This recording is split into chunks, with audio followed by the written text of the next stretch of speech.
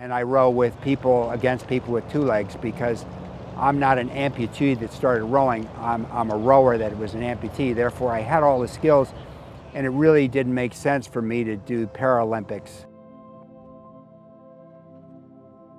My name is Fred Southwick. I live in Gainesville, Florida. And in September 18th, 2012, I suffered an above-the-knee amputation.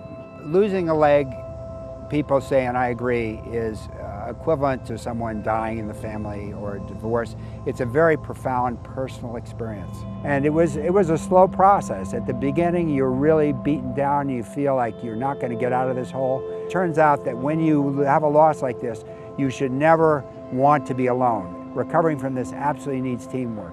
So rather than focusing on my loss, I focused on getting better. I focused on improving, focusing on building my muscle strength.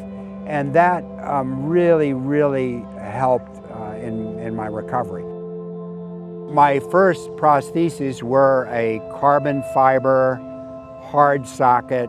What would happen each time, it would get very loose, and you'd have to use lots of socks. And then when I would row, my leg would hypertrophy a little bit, and then the socket would really hurt. And the problem with a hard socket is the edge of the socket digs into your groin, and when you row, you want to lean way forward, and it would dig in and it would restrict my motion, but nothing would relieve that. And I just happened to be looking on the internet, and I saw Martin Bionics, and I saw that they had an open socket where you could use your straps to adjust the tightness of the socket, and it wouldn't hurt. The other thing is the hammock allows you to sit on the seat very nicely. With the hard socket, I had to be careful. I had to sit a little forward of the seat so I didn't catch the socket on the seat.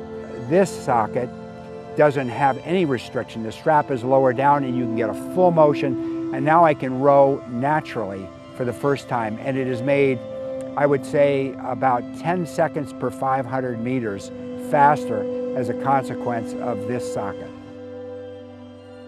When you row, you have to be very relaxed, and you have to flow, become one with the boat.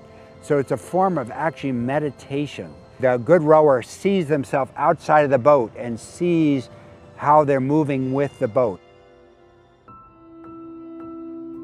When I'm on the water, I forget I even have an amputation. All I think about is rowing, and it feels normal. I can tell you that rowing is the closest thing to having two legs that I've experienced.